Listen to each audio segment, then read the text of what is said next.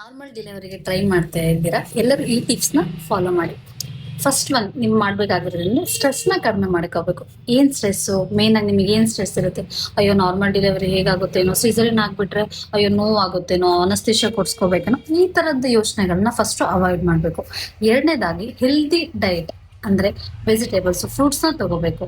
ಈ ಪಾನಿಪುರಿ ತಿನ್ನ, ಗೋಬಿ ತಿನ್ನ, ಅದನ್ನ ತಿನ್ನ, ಆಯಿಲ್ ಐಟಮ್ಸ್, ಜಂಕ್ ಫುಡ್ಸ್ನ ಇವನ್ನೆಲ್ಲ ಅವಾಯ್ಡ್ ಮಾಡಬೇಕು. ವೆಜಿಟೇಬಲ್ಸ್, ಫ್ರೂಟ್ಸು, ಡ್ರೈ ಫುಡ್ಸ್ನ ಎಲ್ಲಾನು ತಗೋಬೇಕು. ಯೋಗ ಮಾಡಿ, ಮೆಡಿಟೇಷನ್ ಮಾಡಿ, ಬೆಳಗ್ಗೆ ಒಮ್ಮೆ ಸಂಜೆ ಒಮ್ಮೆ.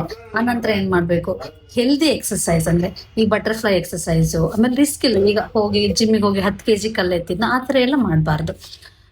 ವಾಕ್ ಮಾಡಿ, ಕರೆಕ್ಟಾಗಿ ಸ್ಲೋ ವಾಕ್ ಮಾಡಿ, ಬೆಳಗ್ಗೆ ಒಮ್ಮೆ ಸಂಜೆ ಒಮ್ಮೆ.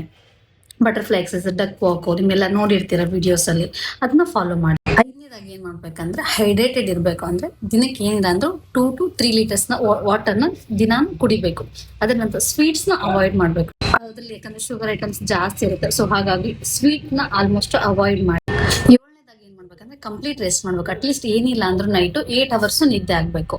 ಆಮೇಲೆ ಬೆಳಗ್ಗೆ ಡೇ ಟೈಮಲ್ಲಿ 2 hours ನಿದ್ದೆ ಆದರೆ ಸಾಕು.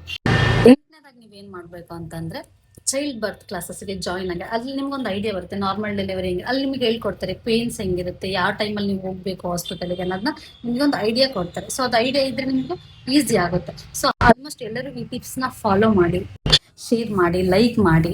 ಅಂಡ್ ನಿಮ್ಗೆ ಯಾವ್ದಾರ ಒಂದು ವೀಡಿಯೋಸ್ ಬೇಕಿದ್ರೆ ನನಗೆ ಮೆಸೇಜ್ ಮಾಡಿ, ನಾನು ನಿಮ್ಗೆ ಆ ವೀಡಿಯೋಸ್ ಮಾಡಿ ಹಾಕ್ತೀನಿ. Thank you.